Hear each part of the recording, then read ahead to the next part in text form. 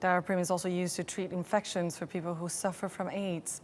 Dr. Alice Williamson is the researcher who challenged the students to recreate the drug, and she joins us now live from Sydney. Dr. Williamson, thank you so much for your time. What motivated you to work on this project? Oh, well, I'm part of the open source malaria consortium that was founded at the University of Sydney by Associate Professor Matthew Todd back in 2011. And we work to try and find new medicines for malaria, and we do so in a bit of a different way to most drug discovery programs, in that we publish everything online in real time and share all of our data. And that means that we can have some really unusual collaborations with undergraduate students and now high school students. And a couple of years ago, we started a collaboration with Sydney Grammar School, which is one of our local schools in Sydney, where the students were making malaria drugs.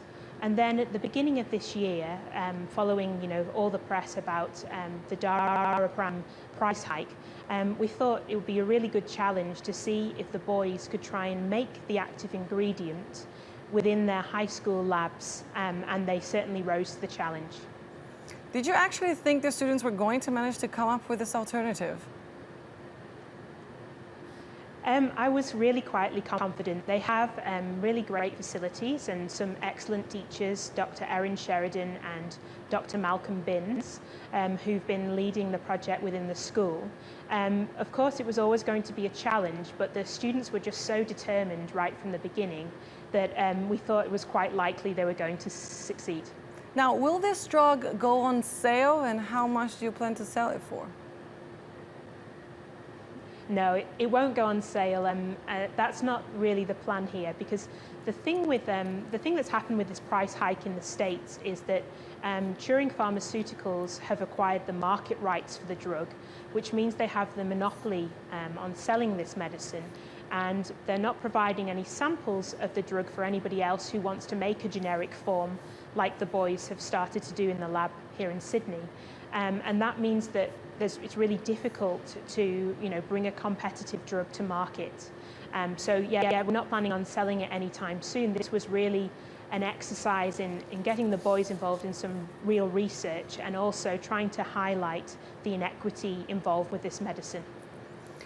Are you hoping to prove anything to Martin Shkreli? Do you have a message to him?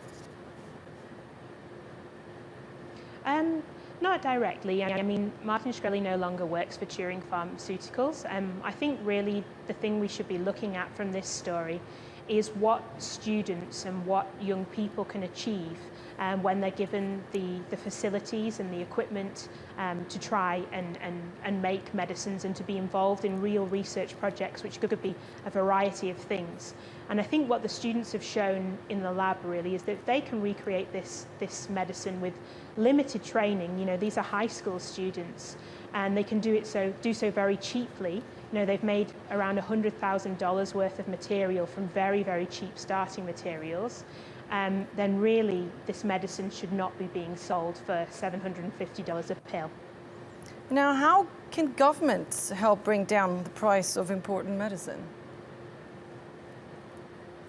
Well, I think this is a particular case which needs looking at, and this is, something that's happened with a lot of orphan drugs, or a few orphan drugs that have for very specific diseases that are used to treat small groups of people. And this loophole in the system is, creating some harm. Pharmaceutical companies, big pharmaceutical companies, this is not a story about big pharma. Turing Pharmaceuticals didn't invest huge amounts of money in developing this drug. It was already a safe drug, so they had no investment to recoup. But big pharmaceutical companies want to be able to set the prices for the medicines they make, so they are not a fan in general of what Turing Pharmaceuticals has done here.